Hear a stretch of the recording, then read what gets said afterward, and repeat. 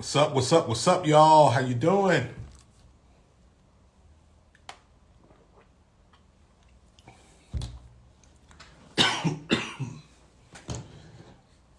What's going on, y'all? What's going on? Welcome, welcome, welcome.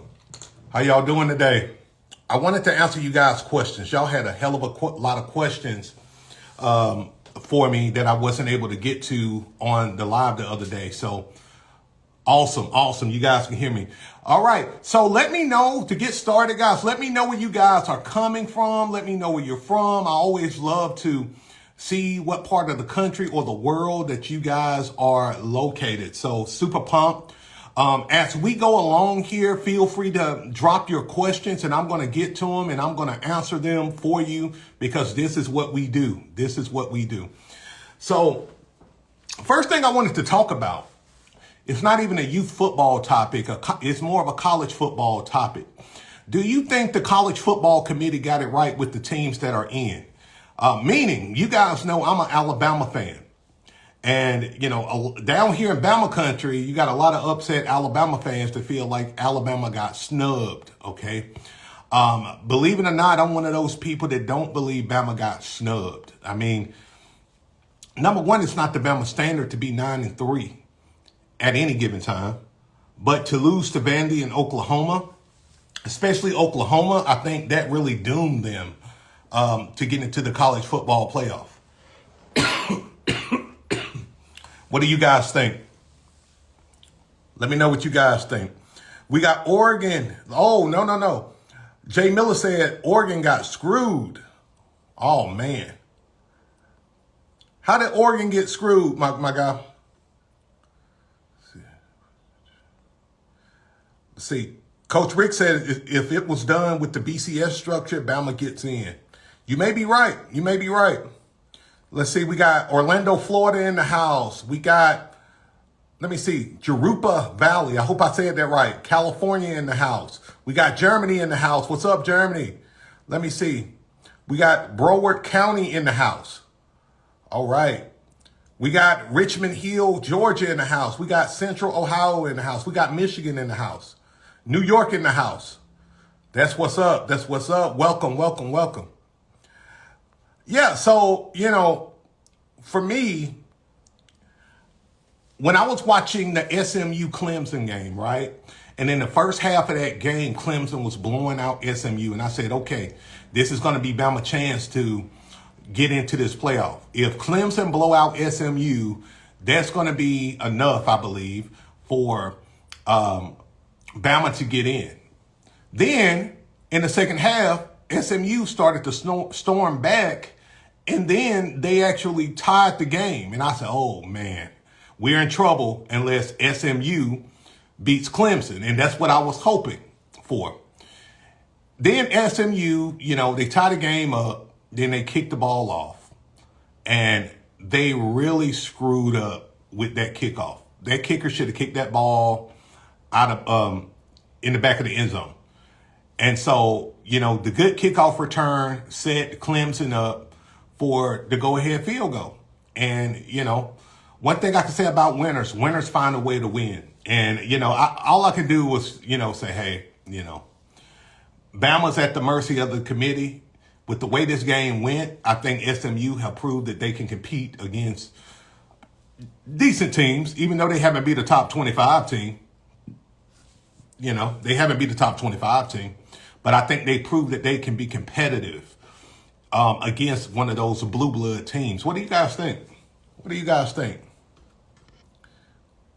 Now, what I don't get in this whole situation, which is absolutely crazy to me, and I'm going to get to you guys' questions. I see the questions dropping, guys. What I don't get is how in the hell is SMU still ranked higher than Clemson, even though Clemson beat them in the championship, the ACC championship? I think that they already had it made up in their mind they was going to put SMU in if the game was close, and that's what they did. I don't even think it was hard for them to make up their mind on who should get in between Bama and SMU. And some would even argue that it was karma. It was karma that happened with Bama because, you know, last year, Florida State got snubbed and Bama got in. This year, Bama got snubbed and SMU got in. So it's a very, very interesting situation. All right, let me get to y'all questions. Bear with me. I'm going back up. All right. Eric says, what are your thoughts about running that option at the youth level? Man, I'm all for that, man. You know, the option play or option offense, man, that's old school. That's tried and true. You know, even when I played youth football and junior high football, we ran a lot of option. We ran option out of the wing tee, man, believe it or not. I'm all for the option. The goal, the key rather, is you want to be able to coach it up and make sure your kids can run the option. You want to make sure your quarterback know how to read that defensive end and know if he should keep the ball or toss it off to the halfback. So you just got to make sure you coach that thing up right and execute it. And really, guys, that goes with any type of offense you want to run, man. You know, I get a very common question I get is, you know, should youth football teams run the spread offense? And I'm like, yeah, if you got the personnel and can execute it effectively for 4 quarters, why not? You know, run it. I mean, we had our league, and y'all bear with me one sec. Miss Beast is watching this. Miss Beast, do me a favor and bring my charger down. Bring my charger down, Miss Beast. So Miss Beast kind of worked the back end for me, guys. So you may hear me from time to time tell her to do certain things. But we played a team. It was a team in our youth football league years ago, about 7-8 years ago now. The Northport Tornadoes, shout out to the Tornadoes. They ran spread and they was whipping everybody's ass. I mean, they was really good at running the spread offense. They would run RPOs. Really before RPOs became really popular. The youth football coach, the head coach was a college guy. So a lot of his schemes were like college schemes. And so they was really running amok on everybody in our league. And they won like two or three championships. I think 2 championships back to back. They got beat the 3rd year and they came back the next year. I think they got beat again. But they was running the spread to perfection, but they had the personnel. They had good coaching and the players was playing very high IQ ball. So yeah. All right, Mr. Hayes says, so, question. I ran your Beast 1.0 all year, ended up 8-2, and he had a 6U team, guys, by the way. It was the 2nd highest scoring team in the league. Next year, we will be a young 8U team and want to run the diamond. What do I need to focus on? Okay, first of all, congratulations on that record, 8-2. And having the 2nd highest scoring team. So this is exactly what I would recommend. If you guys want to run the diamond formation, the Beast diamond formation, I would couple that with the Beast formation. I would use the Beast 1.0 formation as your north and south, run it down their throats, you know, formation. And I would use the diamond formation as your misdirection, okay? Even option offense, if you want to go that route with it, you don't have to. You can just be misdirection or run it down teams' throats as well. Coach, what I would focus on, number one, is the blocking, hands down. If you got a good offensive line and you got running backs or just skill guys who are not afraid to block, period, what I would recommend you doing is, you know, focusing on your blocking and running it down team's throat off tackle to set the tone, all right? Now, the beauty about the diamond formation is that you can really use any of your running backs to get a lot of yards. You can set up a big back and just run it right down team's throat. You can use your 2 flex guys, your speed demons, and run a lot of sweeps. You can do QB powers, you name it. That's the beauty about the diamond formation. Super versatile. But what I love about the diamond formation is that if you marry it with the Beast formation, you can go with that unbalanced line, right? And you can do orbit motions, return orbit motions, jet sweeps out of the Beast. You can do off tackle with the Beast. You can go into the wide set with the beast. And what it does is it beats up on the defensive line and it allows you to win the trenches and control the clock. All right. And that's what you want to do. All right. You want to control the clock, dominate the game by winning the trenches. Do that with the beast offense, and then give a completely different look with the diamond formation. And now you can do your misdirections. You can do your passing plays, your play action. I like play action passes. You can go multiples. All right. So for you guys who got my playbooks or plan on getting the playbooks, by the way, my playbooks are 85% off right now during the holiday season. You can just go to my link in the bio if you want to get my playbooks, the Beast Unleashed bundle. For you guys who run the Beast, exactly what I would do is I would run the Beast offense, and then I would use the diamond formation to complement the Beast offense. And then I may have like a spread formation to complement the Beast. I may go Beast spread, or I may just go straight empty and run different spread concepts. So that's what I would do. Great question. Great question. Y'all bear with me here. Get to your questions. And let me know if that makes sense. If that makes sense, guys, show me some love. Hit that like button for me just to let me know you get it. If you don't, feel free to drop the question. All right, let's see. 813 Soldier says, do you think you can make a beast offense for 8-man? You know what, man? As a matter of fact, yes, I can. I actually have already for one of our coaches. If you DM me, I will actually send you what I got for him. But yeah, I can definitely do that. I know a lot of you guys have been asking about 8-man football and can I do it? I got a 7 versus 7 playbook. I don't have an 8-man playbook just because I've been so busy creating the off-season training playbook for you guys that dropped yesterday. I really want you guys to be set up for success by knowing exactly what to do in the off-season. So I created that. I dropped that. That's in the stand store as well. But yeah, man, DM me and I'll make sure I get that to you. All right, let's see. Y'all bear with me. All right, Trey Do says, so it doesn't matter if you win a conference championship, and he's talking about college football. I think it matters. I think the big question is, if you lose a conference championship, does that matter? That's the thing, because, with SMU losing the conference championship, Bama not even making it to the conference championship. However, they have a better strength of schedule, and also they have more wins against top 25 teams. A lot of people think that Bama should have got the nod to, get in the playoff. Me, quite honestly, me and Miss Beast, we watch every Bama game. I'm very close to Bama. I'm born and raised in Tuscaloosa. I think the way they played against Oklahoma, for me personally, if I was part of the committee, I would probably vote Bama in, but I wouldn't be upset if they didn't get in, because the Bama team that I seen this year was a very inconsistent team that yet to find their identity. And I think they became a very one-dimensional team. A very one-dimensional team. And whenever that happens, guys, when you a team and you haven't found your identity, you're going to get beat. You're going to get beat bad.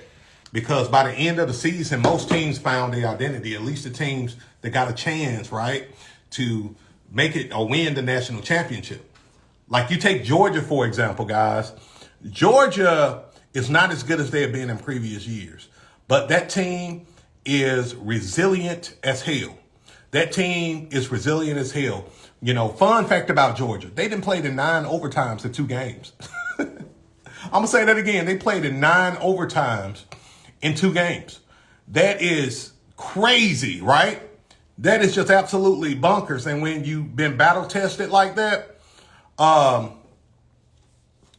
you're going to be a tough team to beat. You're going to be resilient. Jay Miller says, love the option out of the I formation.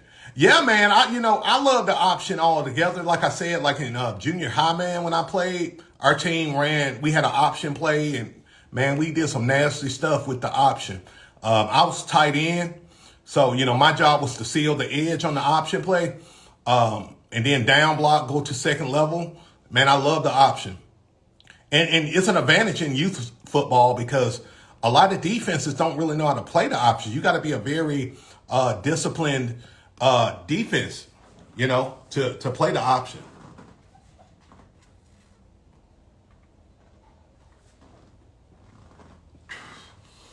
And excuse me, guys, this is my cigar time. I don't know if you a cigar guy or not. I smoke tobacco. This is my go-to. So let's see here. All right, let's see. Toscano, 85, I hope I said that right. Coach, my son won his 11U championship for Pop Warner in his first year playing. Congratulations. He was the starter as D tackle and right guard. Cool. How long before he starts training for next season? I mean, quite honestly, Coach, you can start training him now.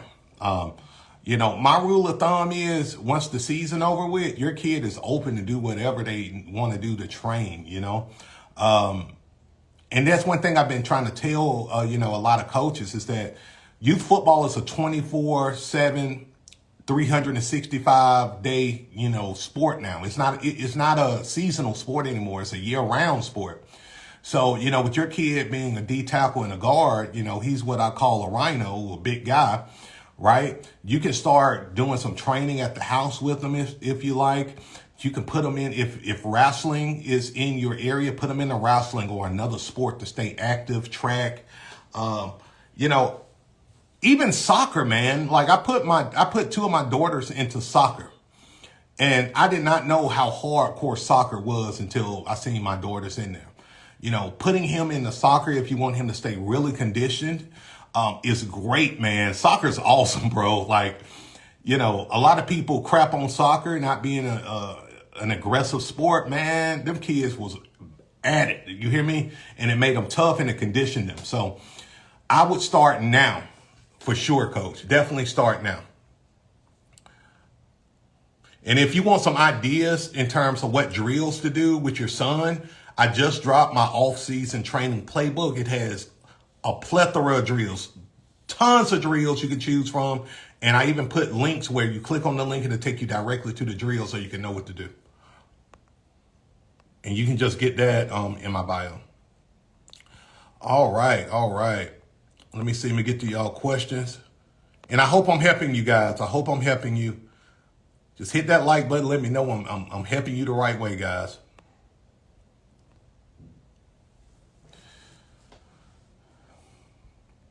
One of one J says, what do you think the best way to get out to college and uni coaches? Are you saying like, what's the best way to reach out to them? Is that what you're saying? Let me know for clarity's sake, and I'll get to that. David says, between rugby and football, which is more physical?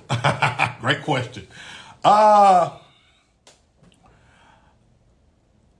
want to say rugby because there's no equipment for real, I have an extra level of respect for sports where it's not no equipment and it's just straight physical. But I will say football is more developed and, in terms of the technique, overall technique, I mean, catching, running routes and all of that, football is a lot more technical in my opinion. Rugby is very much so extremely physical. It's older than football, I want to say rugby, man. I want to say rugby is the most physical. I don't know. I just feel that in my gut. All right.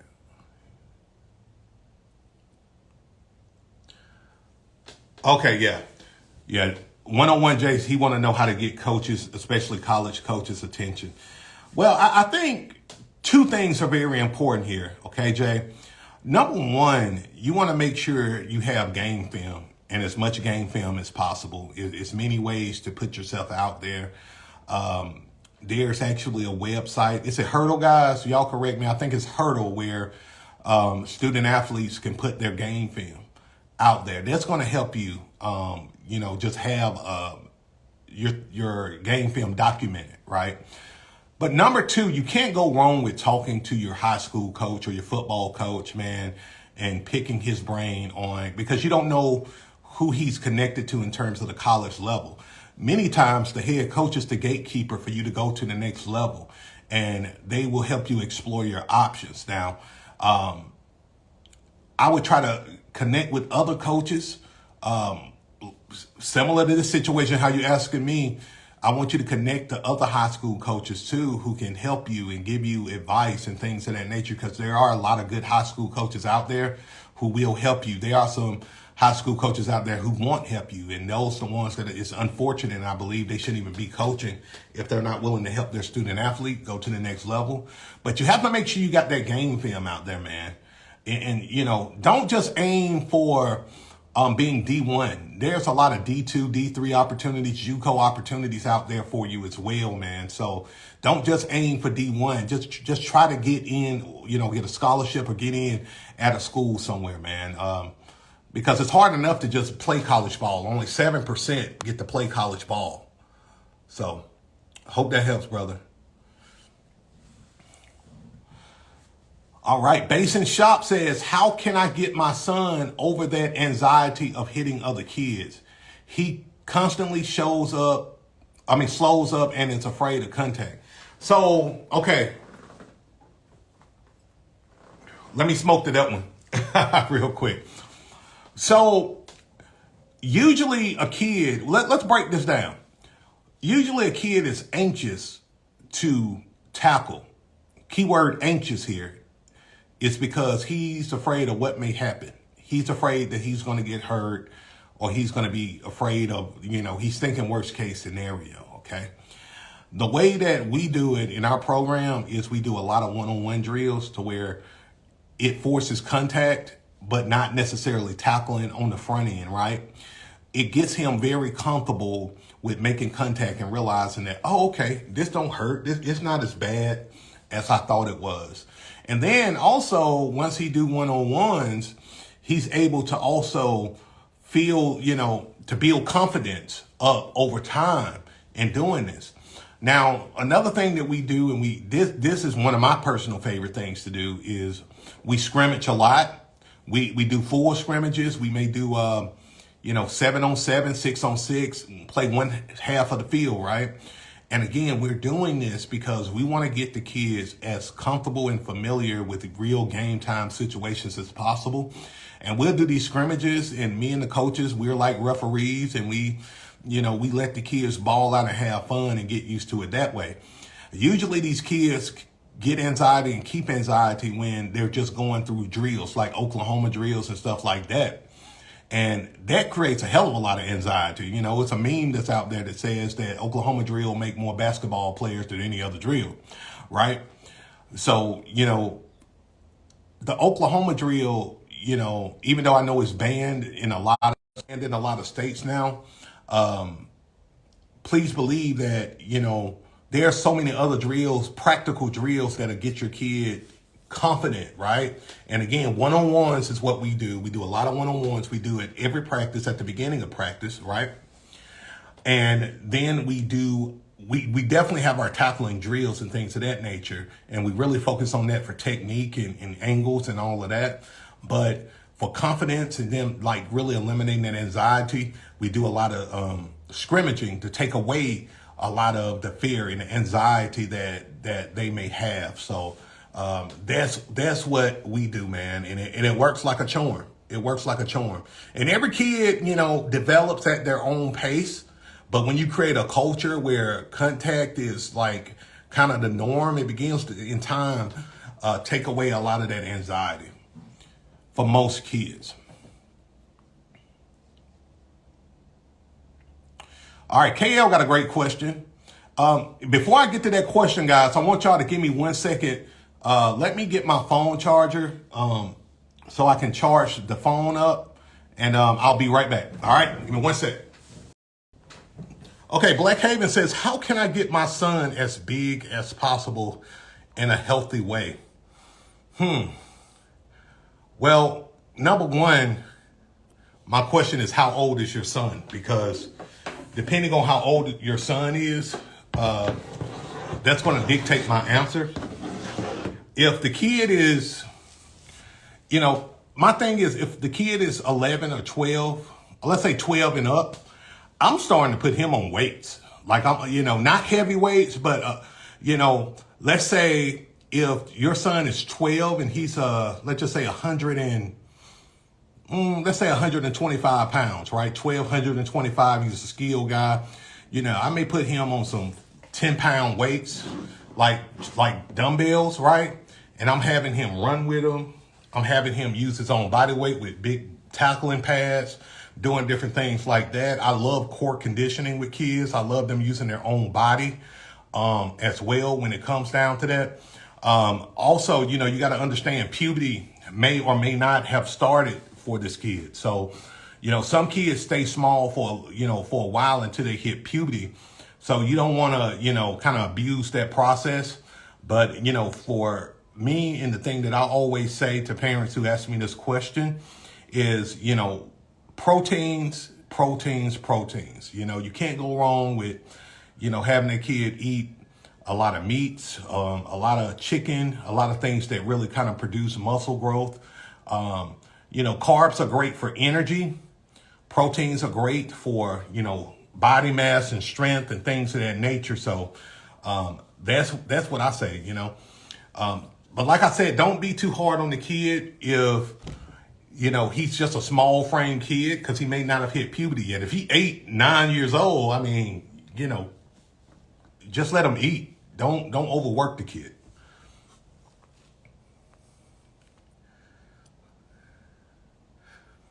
Oh, great question, Trey. Trey want to know, what is the best way to help my players with mental toughness? Great question. I get this a lot. The best way to help your players get mentally tough is to put them in adversity at practice. All right. Put your players in adversity at practice. We do it from day one. We put them, we know when they run sprints, we may do 1 extra sprint, 2 extra sprints. We know it's going to burn them out, right? I kind of go with percentages. I'm an analytical guy. So, day one, I may push them kids to about 70%. 70% is like chaos for them day one, right? Because a lot of them are already out of shape unless they do summer workouts with us. And that's the thing too, even during summer workouts, we put our kids in a lot of adversity. So they're doing, when I say this, you're going to be like, what the hell? Literally, we're doing 100 jumping jacks. I'm going to work them up to 100 push-ups. We're going to do sprints. We're going to do circuits. Like we do what we call century sets, right? I get a lot of my training style from military. And one thing I love about the military, and it'll teach you, is toughness, mental toughness and endurance. So we do a lot of endurance exercises with our kids that really, we know they're going to break. That's what we want, because it's going to level them up. And as they go through this adversity, let's say the season started in August, right? And this is your first fall practice, right? We're going to do one-on-ones and two-on-ones, and we're going to do things that put them in positions to not be successful, because they're going to learn how to deal with adversity. So in games, when they're one-on-one with a guard or a defensive end that's pretty good, it's like it's nothing to them, because our practices are harder than our games. I'm going to say that again. Our practices are harder than our games, right? So you have to make your practices harder than your games. If not, if you got these soft practices where you're like, okay, it's all right, little Johnny, or all right, guys, job, guys, and they really haven't practiced hard, when they play against a team that do practice hard, they're going to get their asses beat. And it becomes embarrassing with you, because whether your team wins or lose, you want your team to be competitive. That's the key. Regardless of if you win or lose a game, okay, that's all right, but you want to have a competitive team. If you get beat 21-14, okay, was it a good 21-14? Or did you score those 2 points when they put their scrubs in, right? So you want to practice harder than how you play the game. That makes sense, guys? Give me some likes if that makes sense.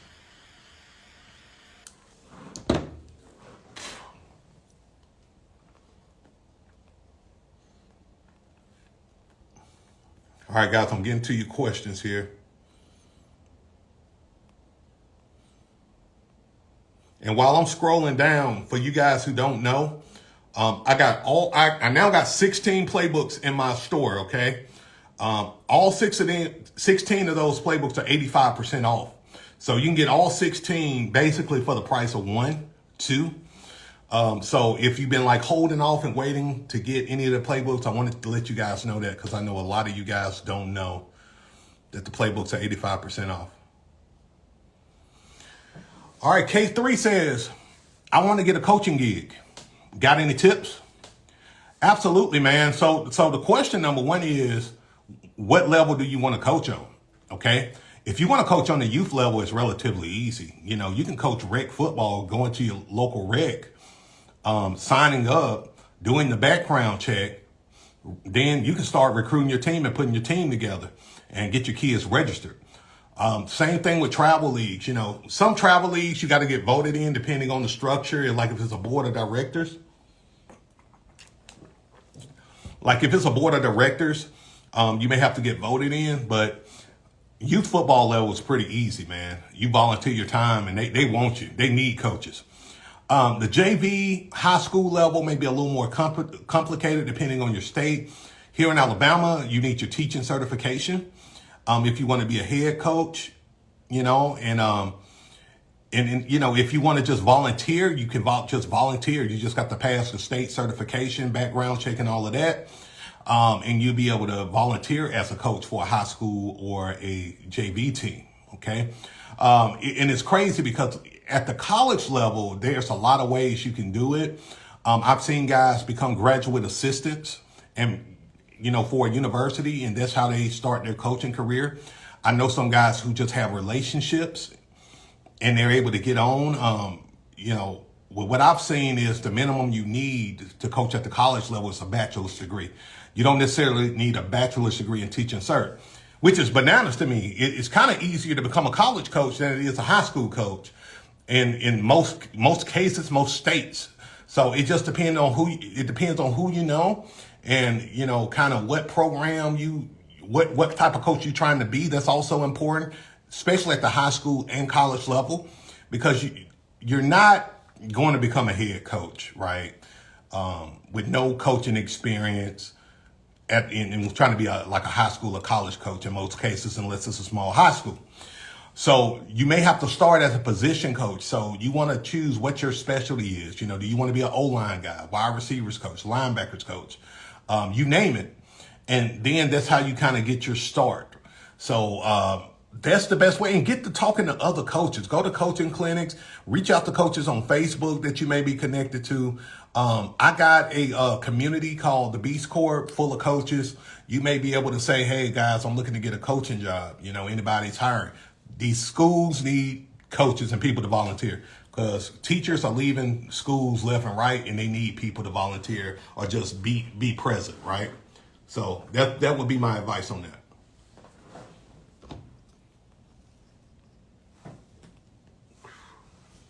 All right, and to everybody that's coming in, man, welcome. Let me know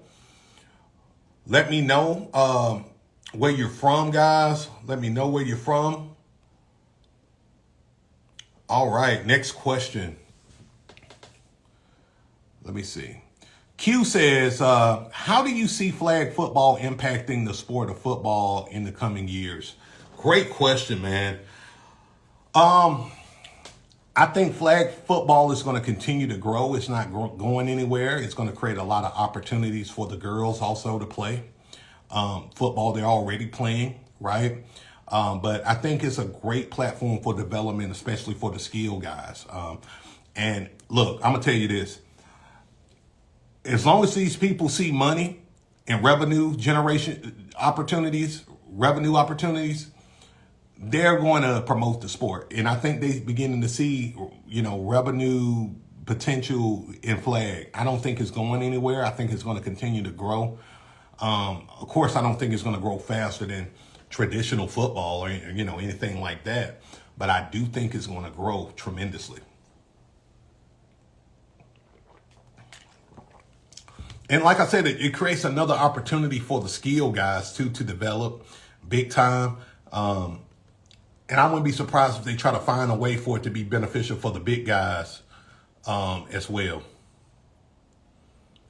Let me see here. Getting to y'all questions. You're welcome, Milton. Oh, man. Great question by Mini Bike. What is a good way to get kids to block better? Bro, we drill them up and we rep them. This is what I want you to do, Coach. First thing I want you to do, I want you to go to my link in the bio, go to my store, and you're going to get a free copy of my offensive blocking drill book, okay? You go ahead and get my drill book. These are all the drills, the offensive blocking drills that I do, or most of them, all right? What I do is we put our kids through a cycle of different blocks, and then we rep them, meaning we have drills where we focus just on down blocking, combo blocking, zone blocking, stock blocking, and we rep that day one. We teach them how to do it without pads. Then when they get pads, we teach them how to do it. We teach them how to communicate. We do a hell of a lot of drills with our offensive line. As a matter of fact, blocking is so important to me, guys, that I take over the O-line with my team. I give my other coaches the skill guys to work with them, because I know if our blocking is elite and it's on point, we're going to be hard to stop. If we can win the trenches, we done just about won just about all our games, unless we play a team that's just way more talented than us, and they out-scheme us or something like that. But we have a ton of drills that we do, and I wish I can show you. I wish I can put a screen back here and show you exactly what we do. But if you get my offensive blocking drill book, it's free to you on the house. Get that. That's going to create the foundation. And what we do is we rep them until it becomes just programmed in them. And then we do our scrimmages. And then now we're really able to coach up in the scrimmage. So now we're like, okay, did our guard down block right? Our tackle down block right? Did our guard pull correctly? Did our tight end go second level and reach the linebacker? Did he do everything we need him to do mechanically to be successful with blocking? And that's what we do, guys. Really, the key to become a really good, make really good blocking players is to rep them. The problem with a lot of youth football teams, they don't put a bigger emphasis on blocking. They focus on the skill guys more. And then they wonder why their blocking is average. It's not enough focus on the blocking. All right.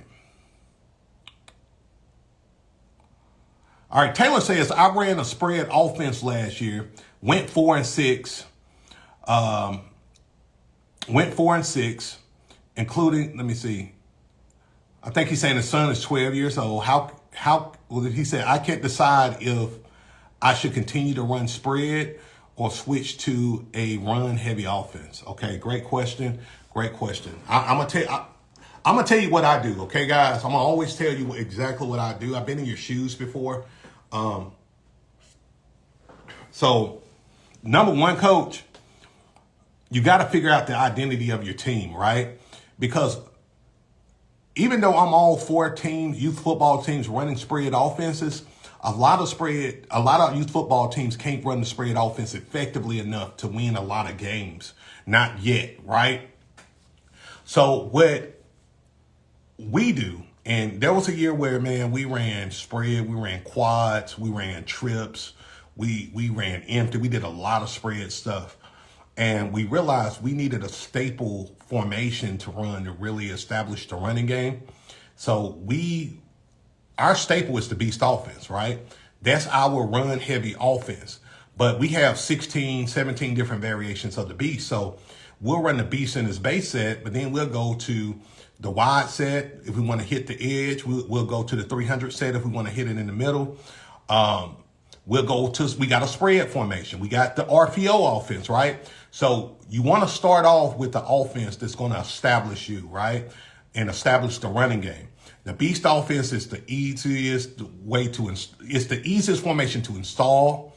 It's the quickest to execute the basis of blocking and running and getting a solid run game. You know, our championship season of running the beast, man, we was averaging 7-8 yards a carry. I'm going to say that again, 7 or 8 yards a carry. Like, we was unstoppable, you know? And it's like, and think about it this way, Coach. Do you want a spread offense where, you know, you may execute 1 or 2 plays?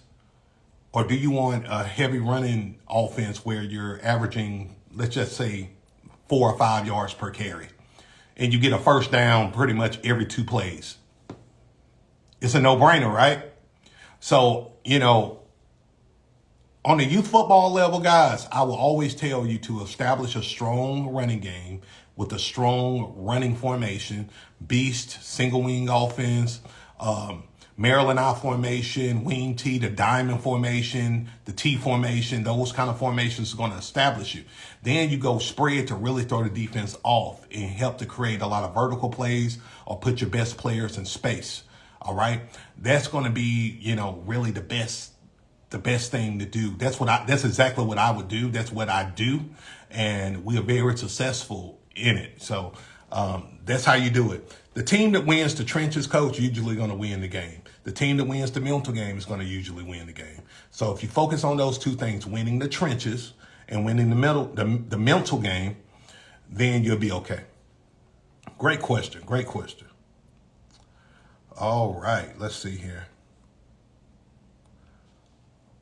I'm going to stay on, guys, for about 10 more minutes. 10 more minutes.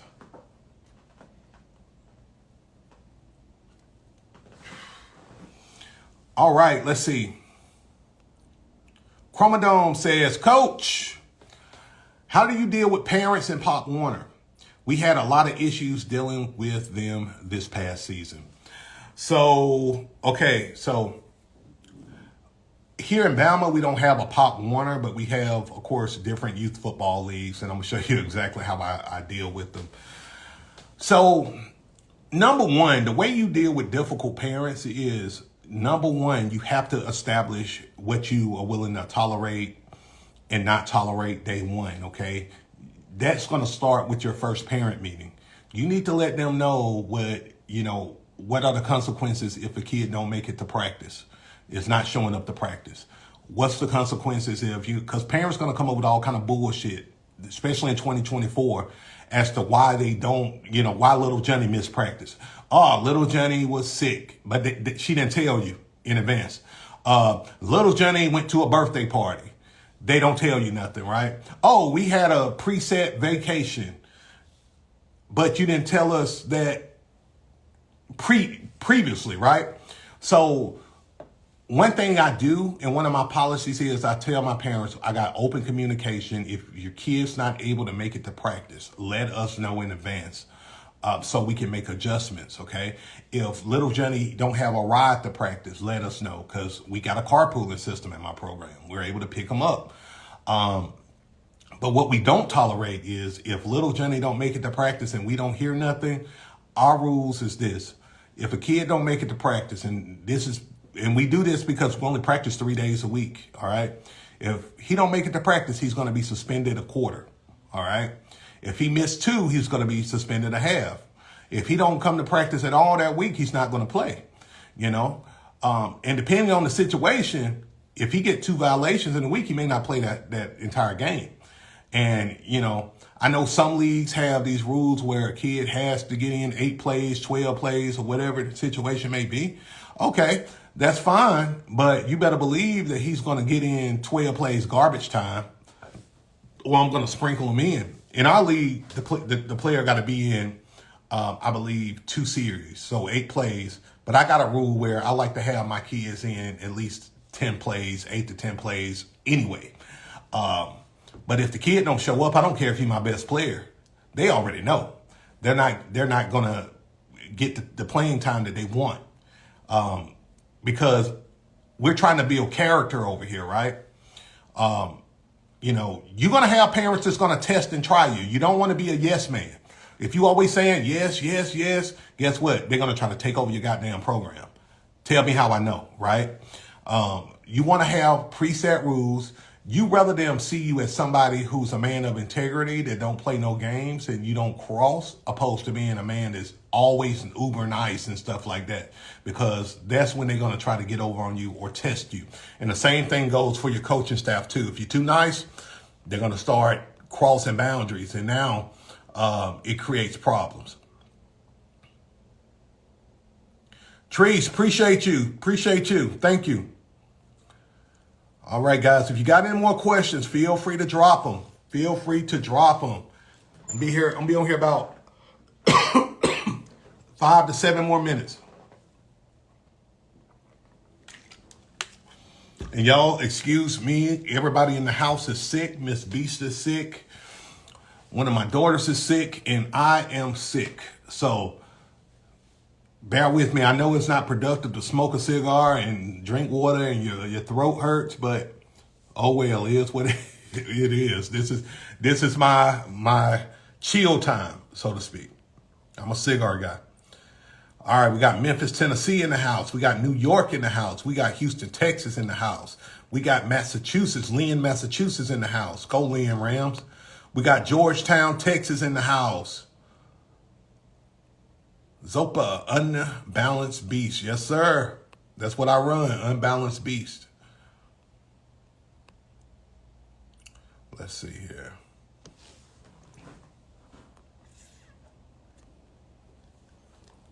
Coach Best says, how can you teach zone blocking properly? So it kind of goes back to what I told the other coach is, first of all, get my offensive blocking drill book. I got actually zone blocking drills in there that you can look at. So what we do is, and this is everything I do, guys, with blocking. We break it down slow, and we actually teach them what zone blocking is, what foot to step off of, what we're trying to accomplish, and we break it down that way. And then we use a lot of pads to simulate where we want the block to happen, how we want it to happen. And then we rep it, rinse and repeat. My offensive lineman can get bored, okay? You want your offensive lineman to get bored in a sense. And what I mean by that is you want your offensive lineman to rep your zone blocking, your down blocking so much to where it's just second nature. All right? It's second nature. So once we rep it and I know they got it, we put it in the scrimmage. Now they're able to see how it looks when you have your formation lined up, the defense lined up, and we put them in certain scenarios, and we will fool them. We will trick them. That goes back to my adversity. And everybody who's coming in, welcome. Let me know where you guys are coming from.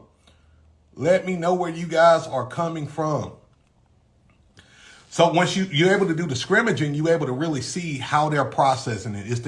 Are they processing right? Are they down blocking right? If a kid don't have anybody in the inside gap, what do they do on a down block? Is he going to go second level, or he going to wash all the way down? We want our guy to go second level. So we want to make sure they do those things while we doing these scrimmages to really make sure they make the right choice.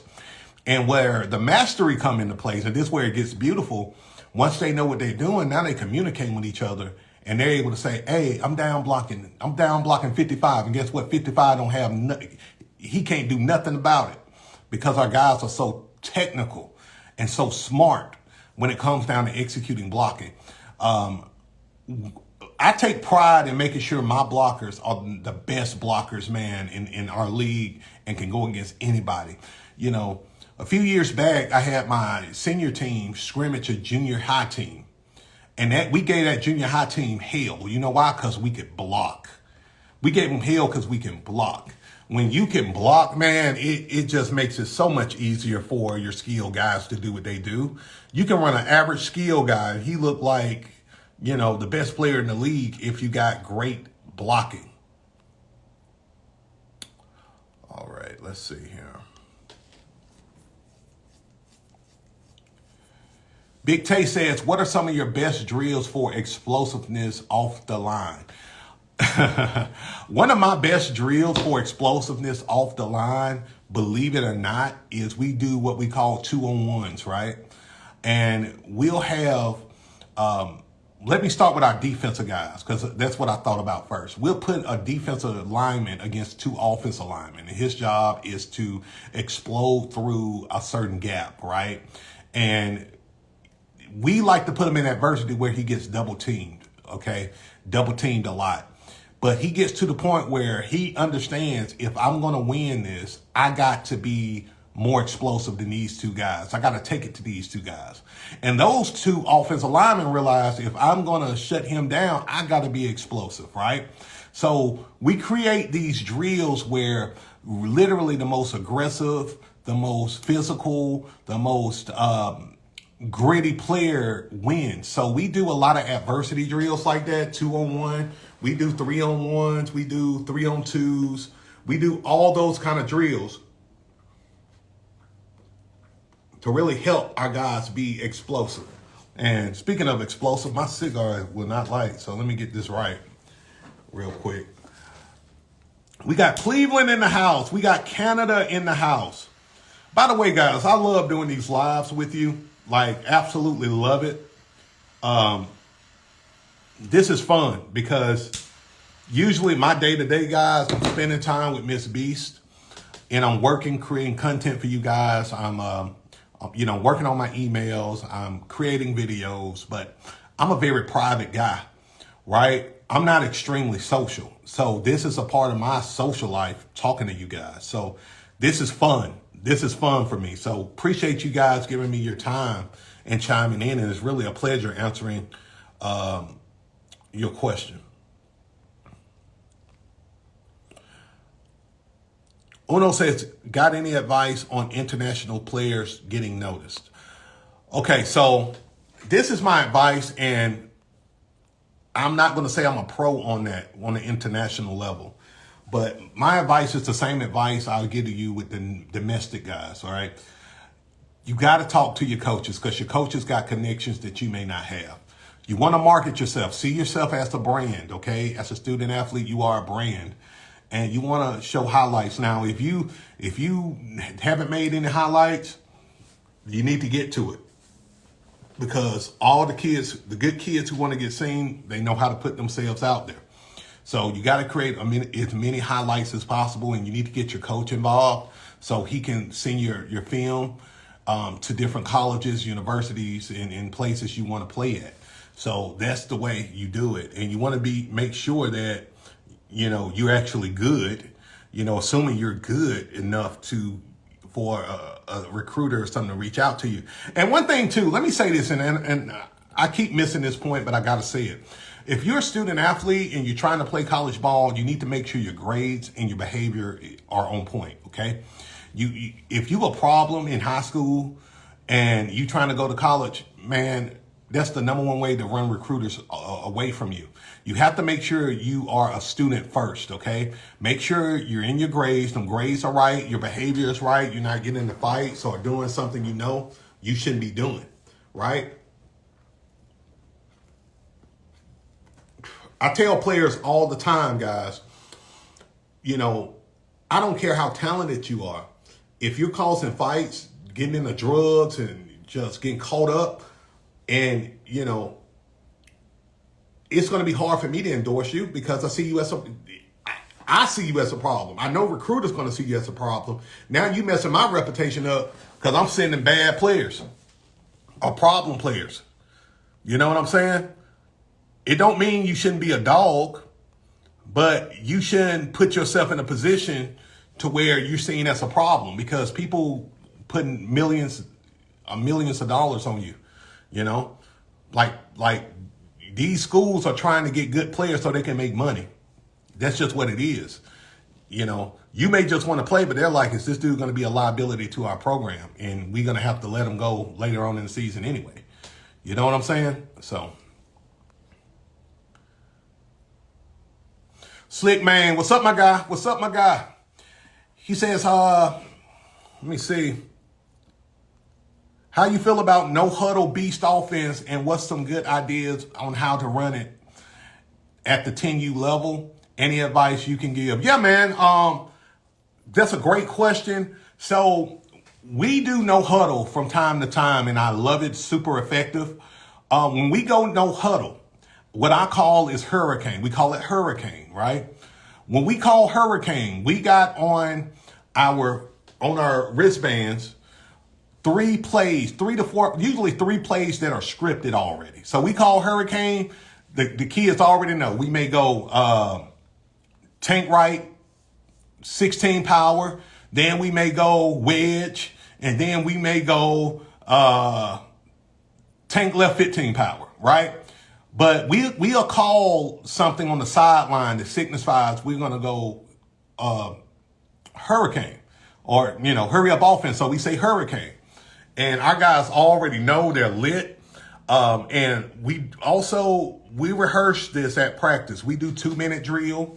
We do scrimmaging, and we'll do like what we call the offensive rush, where we do 2-minute, and then we do hurry up, and literally we're executing the plays all the way down the field from our goal line to the opposite goal line, right? And we again rinse and repeat. That's what we do. Real simple. And you don't have to just do 3 plays. At practice, we don't just do 3 plays. At practice, man, we'll do 7 or 8 plays, right? When we do hurricane. But in the game, we may do only 3 or 4 plays, depending on what we're trying to accomplish. But our kids already know that there are 7 or 8 plays that we can run with hurricane. And they move fast, man. And it's such a big advantage. The key is you want to make sure your offensive line don't jump off. That's the biggest thing. That's why rehearsing that is really important. You want to make sure your offensive line doesn't jump off sides and kill the momentum. All right, we got San Gabriel Valley in the house. We got Albuquerque in the house. Hey, John, man, my family. I got family in Albuquerque, New Mexico. The in-laws, they just flew back a few days ago. Love Albuquerque, bro. Love it. We got Milwaukee in the house. We got Graham, North Carolina in the house. We got New Zealand in the house. We got Scotland in the house. Let's go, Scotland. Let's see.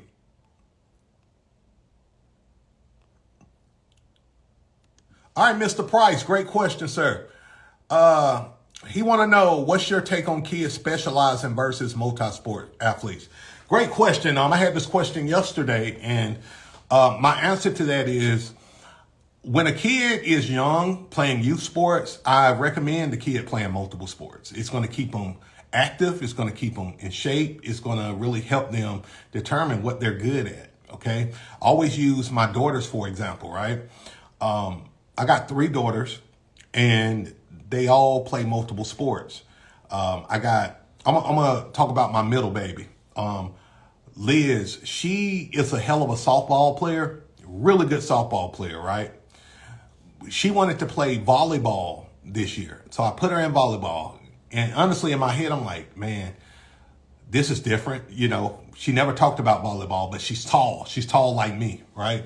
Man, I put her in volleyball. Man, she clowned. Straight all-star. She made all-stars. I was able to coach that team. And honestly, my daughter's probably a better volleyball player than softball player, and she's good at both. And she's actually going to be running track this spring, and my oldest is going to be running track. It's the same situation with my oldest, right? So my oldest daughter played softball first, then she ran track for her middle school. Then I put her on a soccer team, right? Found out she's a natural soccer player. Crazy, right? And so my oldest is about to enter high school this year. And so now we're getting a little bit more focused at the high school level.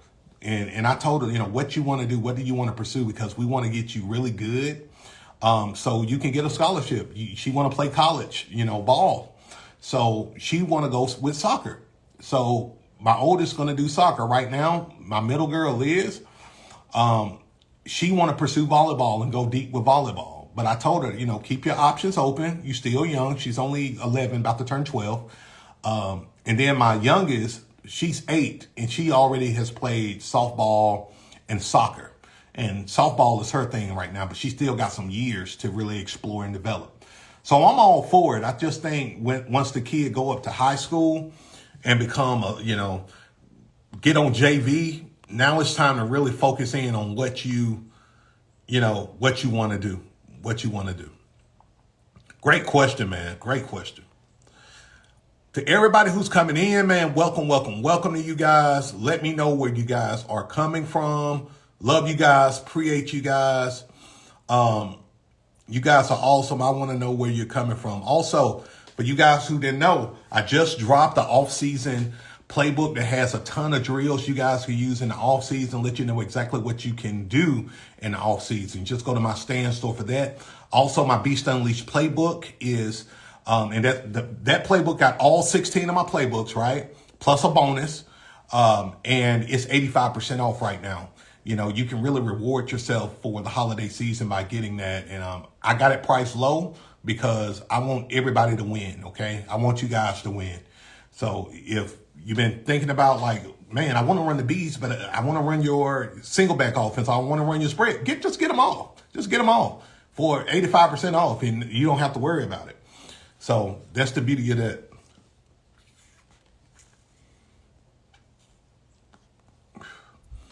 All right, guys, getting to your question. Jacob says, how do I impact the game as a lineman? My guy, you impact the game as a lineman by doing your job. Do your job. Don't miss your assignment. Don't miss your blocking assignment.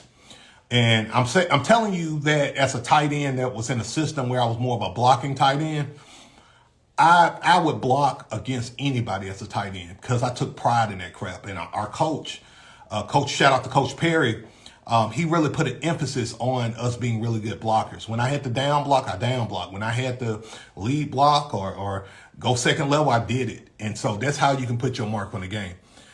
If you want to have the opposite effect or get benched, miss your blocking. Miss your blocking. So on the O-line side, don't miss your blocks. On the D-line side, you want to do your job as well, right? The thing about defensive linemen, I played a little defensive end as well. I didn't like it as much as outside linebacker, but I played it.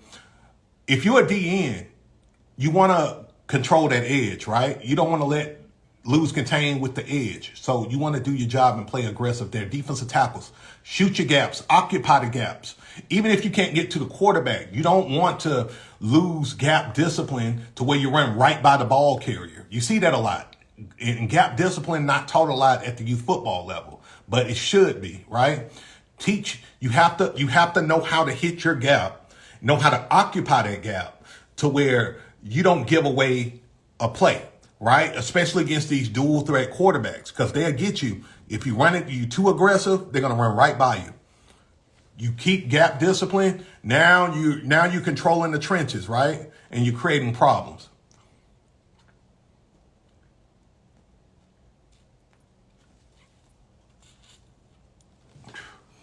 French Fry says, how many days do you condition a week at the youth level, grades 5 and 6? For us, coach, in the off season, man, we'll do it twice a week. Usually we'll do the weekend. Sometimes I do a Thursday and a Saturday. I do a Thursday hard, let them rest, get a family a break, and then Saturday we going hard again. So that's what we do, usually 2 days a week. You can amp it up to 3 or even 4 days a week if you like. I like to do 2 days a week. Usually that's enough for us. And with the way my schedule is, I can't really do more than that. But what I've learned is 2 days a week is just fine. I've done 4 days a week. I've done 2 days a week, and you don't really see a difference. So we just go 2 days a week and we're straight. Great question. We got Kentucky in the house. What's up, Kentucky?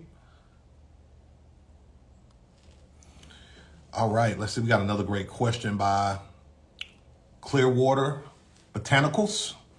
How soon is too early to start off-season training? For multiple players, bro. I start as soon as possible. Literally, once our season's up, the wintertime you can take a break. But January, February, I'm starting. I'm starting getting kids out there, because not only it's great for conditioning, it's great for you to kind of recruit your team too. You know, kids ain't doing nothing. They see you out there practicing with football. They come out there. They want to be a part. And, you know, I tell coaches January, February, March, April, this is when you start doing your camps, fundamentals camps, you know, let people know what you're doing. Like this right now, at this time, December, right? What you need to do, coach, is load up with your playbooks you thinking about doing, load up with your off-season practice plans, with your practice strategy.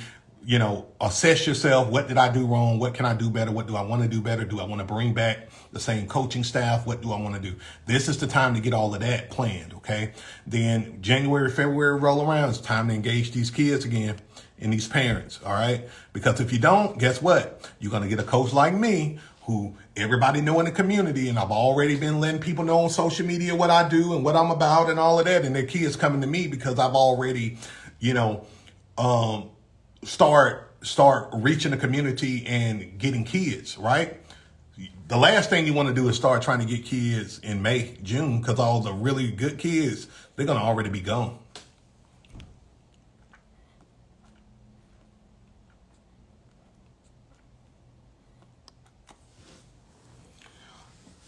All right. Coach Best says, is the shotgun wing tee good for 8U? Absolutely. It's good for 8U if you guys can execute it.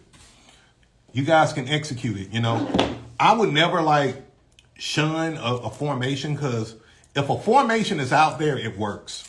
Okay. Let me just kind of eliminate that myth. If there's a formation out there, it works. The question is, does that formation work for you and your kids and your personnel, right? What I try to do, coach, is that shotgun wing tee, it definitely works.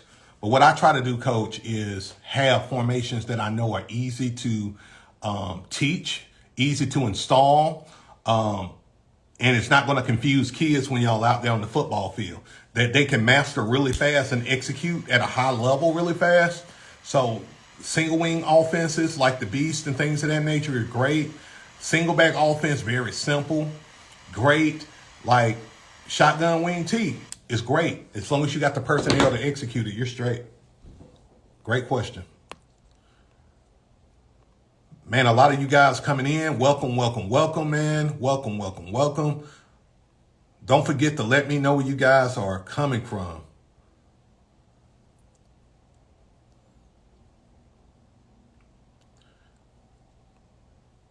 All right, I'm going to get a couple of more questions, and I got to run, guys. Let me see. Get to your questions here. Got Mexico in the house. What's up, Mexico? Get a lot of love from Mexico. Cali in the house. Get a lot of love from Cali. We got South Carolina in the house. We got New Mexico in the house. New Mexico, my second home, y'all. I'm going to buy some property in New Mexico in the future. I love that state. Absolutely love that state. All right, let's see. We have any more questions, guys? I'm at the bottom of the list and I don't see any more questions. I'll take two more questions. Two more questions, guys. We got New Britain, Connecticut in the house. New Britain, Connecticut. And look, guys, while somebody's writing questions here, I can't say enough how important it is for you to not take it easy in the off season. You want to focus on you, coach. You want to focus on your brand. You want to focus on what you want to see, what culture you want to build. If you had a sucky season this year and you want to be better, win more games, score more points, that's why I'm here, right? I'm here to help you. So, of course, make sure you continue to follow me, but also you want to now say, okay, I want my team to focus on discipline this year. I want us to be the best blocking team in the league and tackling team in the league. Once you have that set, you have to say, what type of kids will help us be better blocking team? What type of kids will help us be a better tackling team, right? So, for me, I like to get really big kids. I like to recruit my big kids first, right? So I'm getting hogs. I'm going to events and I think somebody asked this question earlier and I forgot, the type of events that I go to. I go to baseball games. I go to soccer games. I go to basketball games. I go to where these kids are. And you'll be out at the park minding your business, right? And you see this big kid, he's at a baseball game, but he's not playing because he feels like he's too big to play. You see that a lot. Or, this big kid may be the cousin of a kid that's playing ball, and you ask him how old he is. He's 12. You're like, oh my God, this is a 250-pound 12-year-old that, I can use on the line or the D line or whatever. And that's how I get a lot of kids. I get out in the community and I realize that, the kids that were on your team the previous year, they got friends, they got cousins, they got, people that are their age that are not playing any sport or never thought about playing football. And that's your opportunity to get them. And I'd like to talk to the kids, but I really like to talk to the parents, because if the parent's not on board, the kid, it's going to be hard, for the kid to come on. Especially if like the kid really want to play and the parent don't have no interest. Talk to the parent, let the parent know, hey, I'm Coach Beast. I took a liking to your son. Has your son ever played any sports? I love to take him under my wing, and we got a great program. We focus on safety. We focus on, school development. You got to say them things to the parents. Parents like that.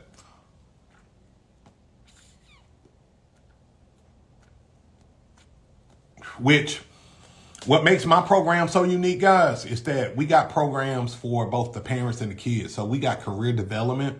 We got academic development. We got youth development for the girls and the guys. And look, let me say this. If you don't have a cheer program, you need to have a cheer program next year, okay? Have something for the guys and the girls, okay? You may get some girls who want to play football, but you're going to get a hell of a lot more girls who want to be a cheerleader, right? So make sure you have a cheer and football program. And guess what?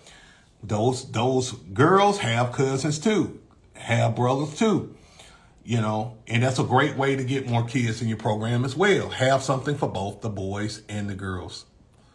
All right, I seen one more question. Let me see.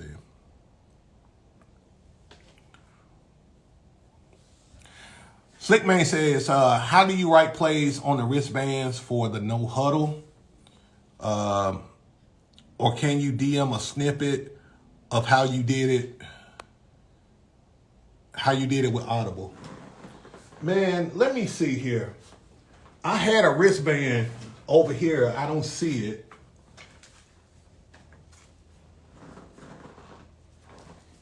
So, what we do, we have two wristbands, okay?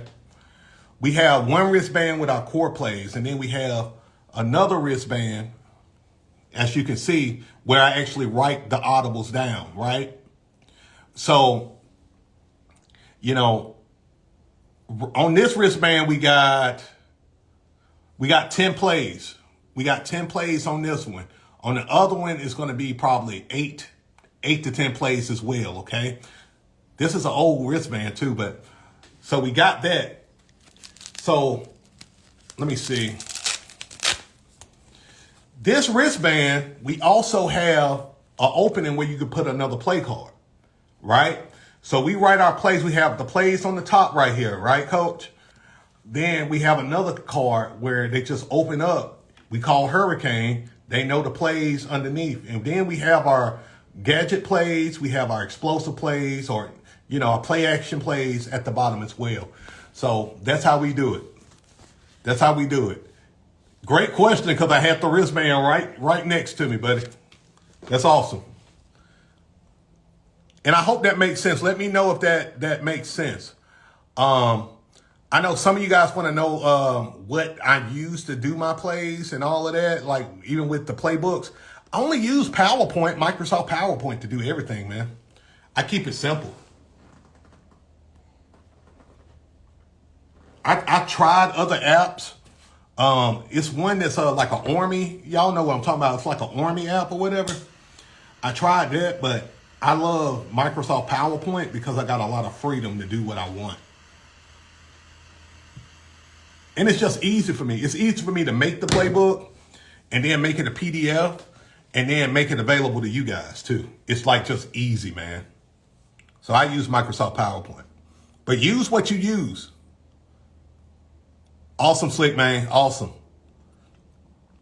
I'm glad I was able to actually have that, man, because most of my football stuff is in my shed. So I'm glad I was able to have that one available to you.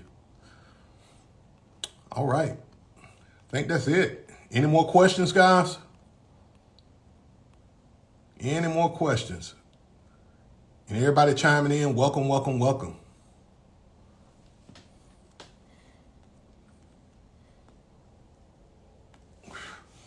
Clearwater said, do you think film sessions is too much for 8-year-olds? I get flack from my coaches for that.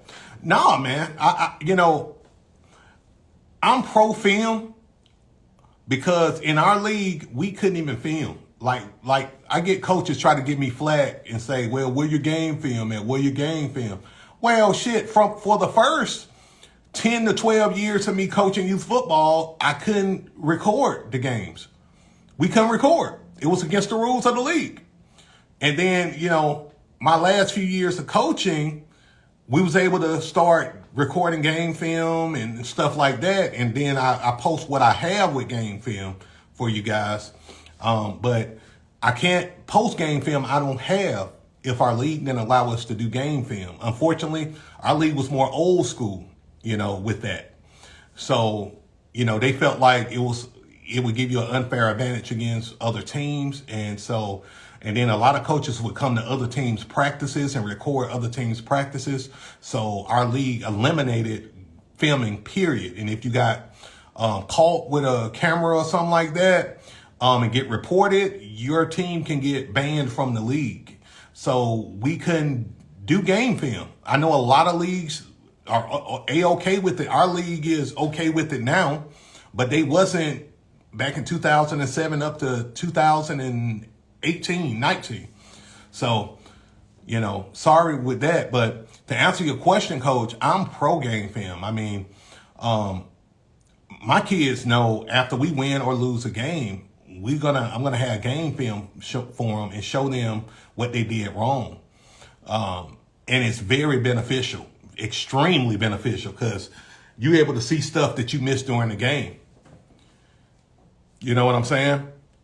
So I'm for it, Coach. I'm all for it.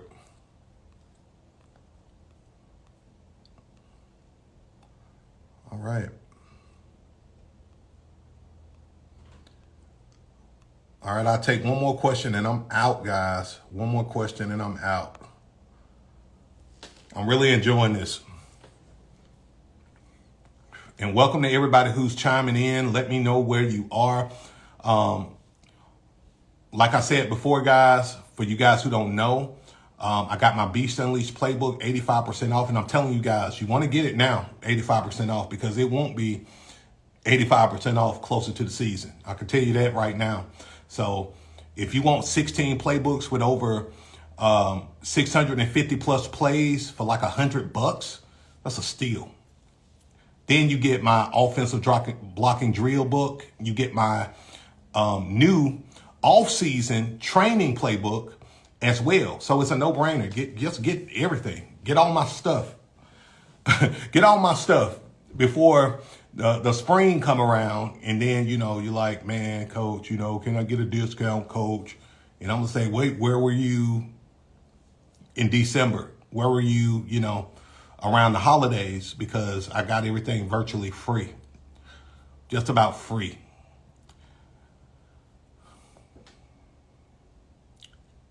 Gabe got a great question. How do you get players to bond when some seem to not like a few on the team? Great question. I've had a couple of teams like this.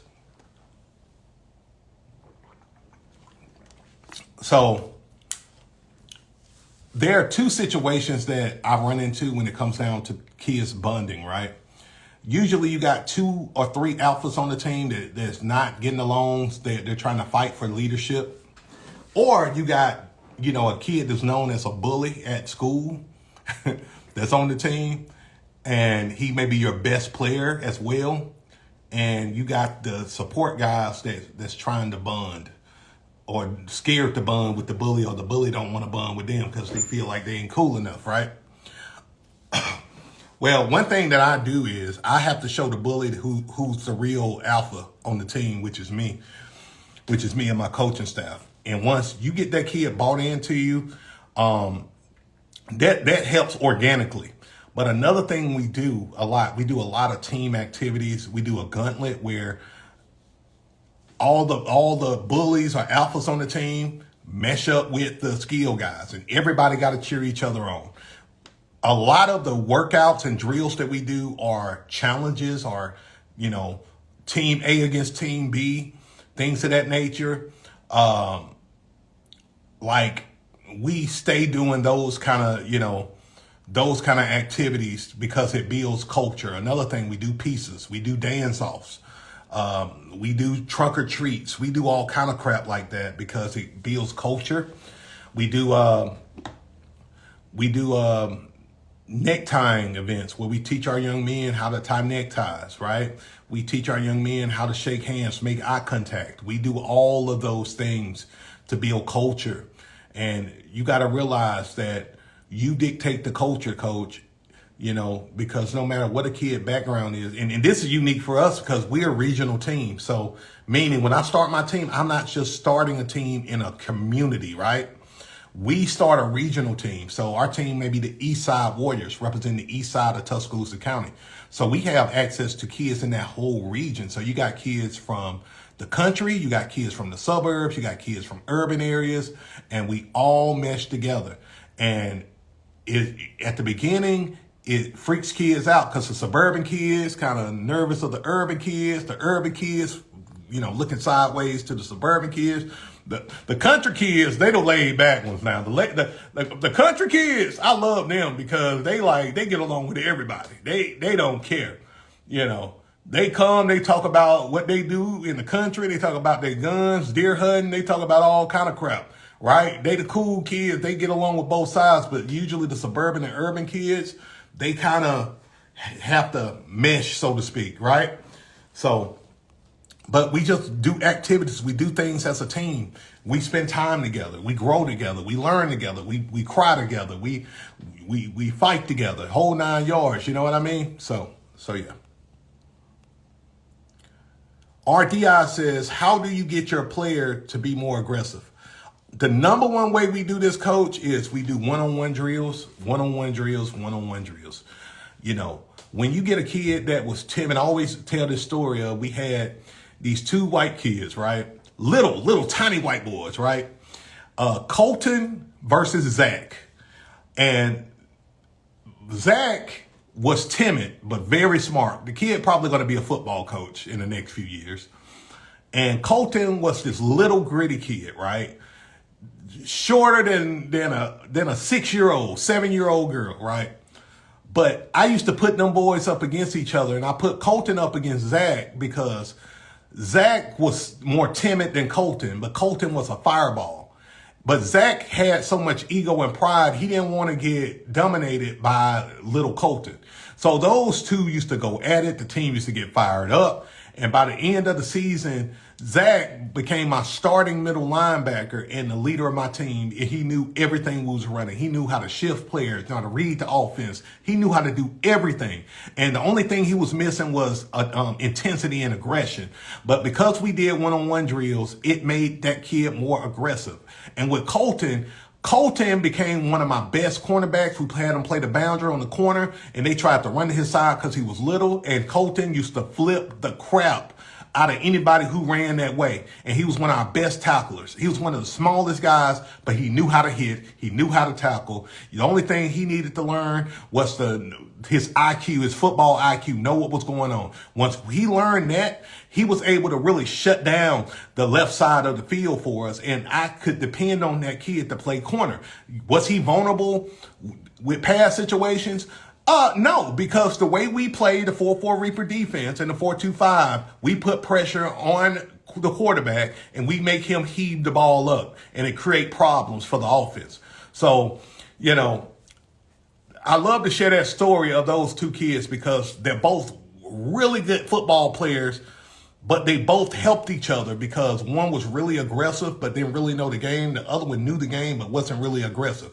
I had them going at each other a lot, just about every other practice, doing one-on-ones to the point to where they became rivals, but they became good teammates and they began to complement each other. And that's what it's all about, guys. That's what it's all about.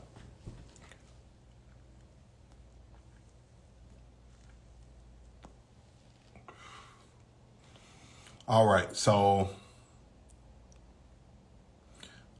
absolutely. Cornerbacks are the most underrated position. If you got a good cornerback that's like a linebacker, I'm talking about in terms of hitting and physical, man, you got a gift. You got a gift.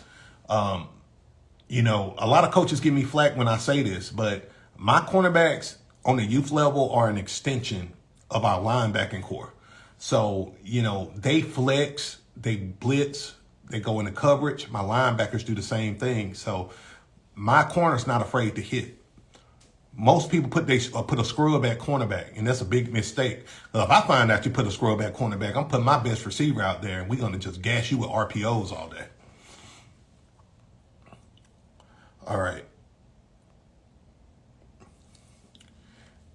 Let me see here. Dia, did I say that right? I hope I said that right. I'm just joining the live. Can you get more advice on recruiting? Yeah, this is a big piece of advice I would recommend you guys do.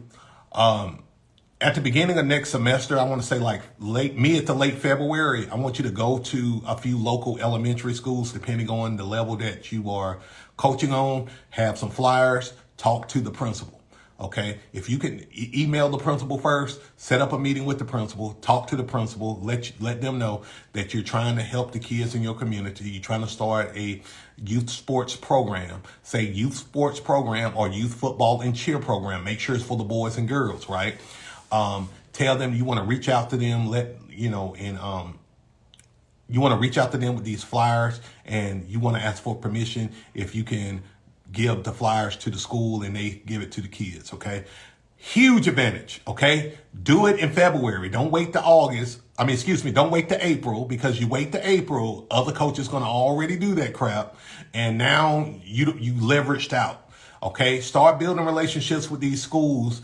Build relationships also with the PE coaches, all right?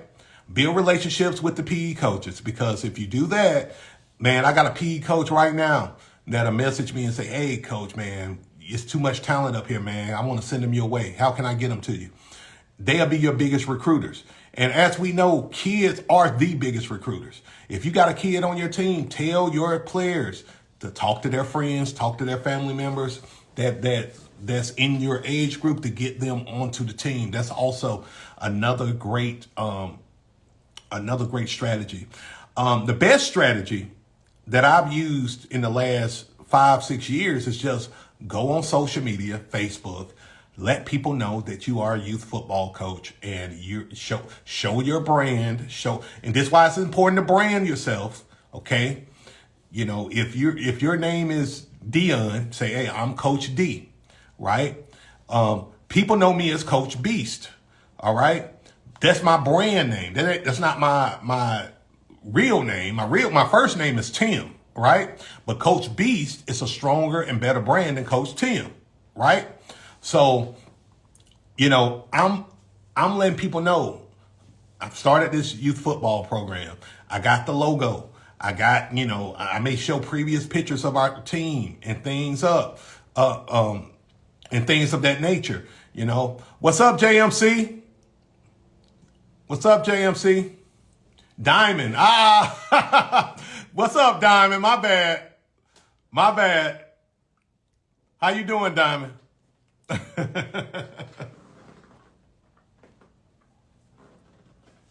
But I hope that advice helped you, Diamond. Social media is powerful. You can recruit your whole team from social media if you want to. And if you do that, and I'm going to come up with a video series on showing you how to do that, you guys to do that really soon. But once you start posting of who you are, hey, I'm Coach Diamond, which is a great brand by itself. You know, you show your team, team colors, jerseys. Like, share the journey with your people. And now they look, I met my wife this way, y'all. I met my wife this way. My wife told me she would have never brought her son to my football program if I didn't have A-class marketing on Facebook and I branded my program as a top-notch program, which we were. But I branded my program as the program of safety, professionalism, and development. And guess what? That's what she was looking for her son. You know what I'm saying? So that's what it's about. That's what it's about. Dripper says, can I get a chance in your academy? Hey, man, I don't have an academy yet, man. I don't have an academy yet.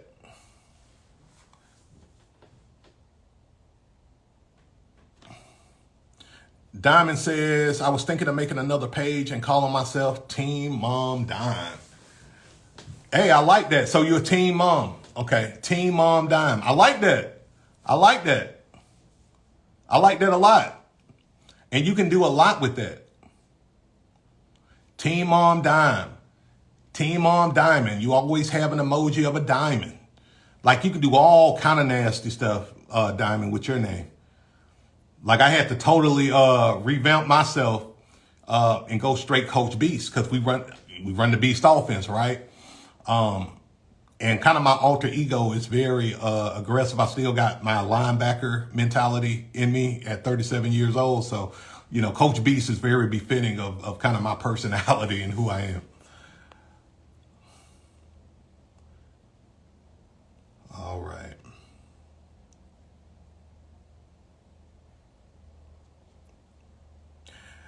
Gabe says, my biggest struggle as a first-time coach is getting everybody playing time versus playing best athletes to win.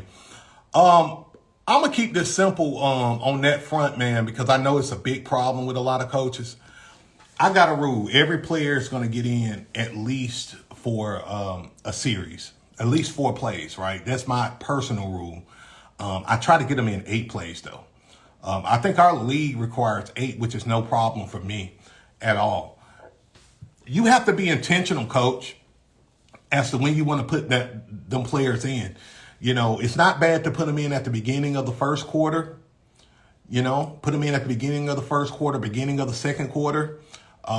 That's not bad. Put them in at the beginning of the third, middle of the third. You just have to be intentional. Even if you have a coach say, look, I need you to let me know, you know, how many plays did Johnny get in, little Johnny get in that's been on the bench, right? Like, have somebody kind of check you. I'm usually good with making sure all my players get in. I don't really have a major problem with it.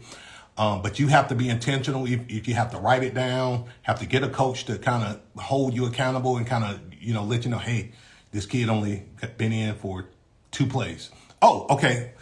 You know, what you don't want to do is put your kid in, have to put a kid in during a crucial moment of the game, right? You want to put them in when the game is not really crucial, right? That's the key. Go ahead and get that in. What's up, Wayne? How you doing, Wayne? So yeah, that's really what you want to do, man. It's that simple. It's all about being intentional. What you don't want to do, though, don't, like, this controversial, but play your kids. Play your kids. Because at the youth football level, this kid may not get another chance to play ever, because the higher they go, winning becomes even more of a priority. You at least want to get your kid the experience of playing in the game, whether they, you know, super talented or not. Get them the experience, okay? If they signed up, the parent paid their money, that kid coming to practice, put them in. And it's important for you to, even at practice, make sure you work that kid in at practice so he can get the reps. Because the kids that don't have you know, that's not as talented, they need the most development. They need the most development. So be intentional at practice, put them in, make sure they understand the concept at the base level. And like I said, put them in at scrimmage, because your developmental players should get the most experience at scrimmage, okay? They should learn the game faster than anybody, okay? And then, so during the game, you put them in. We're not expecting them to come in and be like starters, but you're only as strong as your weakest link. When they come in, you shouldn't miss a beat too much. It shouldn't be too much fall off, right? But ignoring the kid is not going to help your team. Not playing the kid is not going to help your team. It's definitely not going to help your reputation. And then what I've learned too, being a coach who get a lot of kids who didn't get playing time and they come to my team and start and we win hell of a lot of games, right? Like a lot of these kids are talented. You just have to give them a chance. You just have to give them a chance.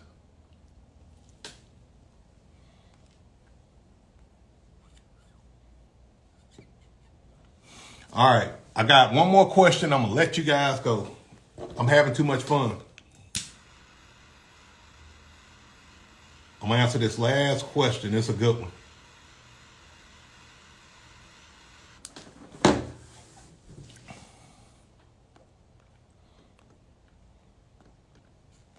Big Bad Oso says, coaching at a school with a lot of low-income kids, no money for spirit packs. They all come to practice wearing PJs. They all come to practice wearing PJ pants and bonnets. Bonnets? Okay. What would be your advice with turning that kind of culture around?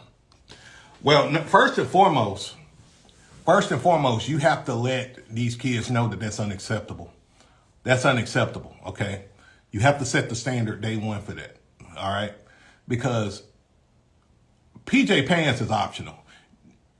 They can come to practice with shorts, gym shorts on. You know, like shit, we used to practice back in the day, like with our when it's just walkthrough, coach would let us just wear shorts or shit. Some of us come out there in our boxers. Kid you not, come out there in our boxers practicing. I wouldn't allow that in my program. I'll make sure my guys got what they need. So number one, you need to set the precedent. No, this is not acceptable. Wearing bonnets and do-rags and, that kind of stuff to practice. Number two, as the coach, you need to fundraise. Now, you need to take that sentence you just gave me, coach. Coaching at a school with a lot of low-income kids, we have no money for spirit packs. They all come to practice wearing PJs, right? And bonnets. You need to save that, put it in a letter, and you need to send that to businesses and other schools and see if they'll donate practice pants to your guys. Boom. You need to use that as material to get funds. And I'm here to, y'all know my philosophy with fundraising, right? Go to these businesses. They will give you $3,000, $4,000, $5,000 for whatever cause you got. That's a perfect cause to say, hey, our kids can't afford things. They come to practice in PJs. We need to buy practice pants and practice jerseys. Any donation would help. Or you can say we need $5,000 and it will cover this, and that. And we'll put a banner of your business, at our stadium. Or we'll put your company logo on our jerseys, on our helmets, somewhere, right? And I guarantee that you're going to get some money to cover the lack thereof of practice pants and jerseys and all of that good stuff.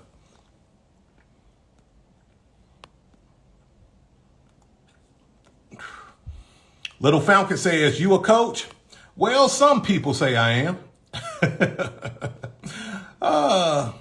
Many say I am. I'm a coach, I'm a father, I'm a husband, I'm a businessman, I'm a son, I'm a lot of stuff. Diamond, I'm glad this live was helpful. Absolutely. I hope to see you again. Make sure you stay connected to me, Diamond. All right, guys. Trey, very helpful tips. Thank you, Coach. Hey, my pleasure, man. My pleasure. Look, this is it for this live. But look, I really had fun. I really appreciate you guys. I'm trying to do more lives. I want to do at least 2 lives a week with you guys. I hope you got value from this. Again, don't forget to follow me and stay connected to me. Again, if you guys need any resources, just go to my link in the bio. We have playbooks. We have drill books. All right. I got online courses. I got the whole 9 yards. So whatever you need, just go to my link in the bio. I have free resources, and then I have resources with a little investment. and you get access. All right.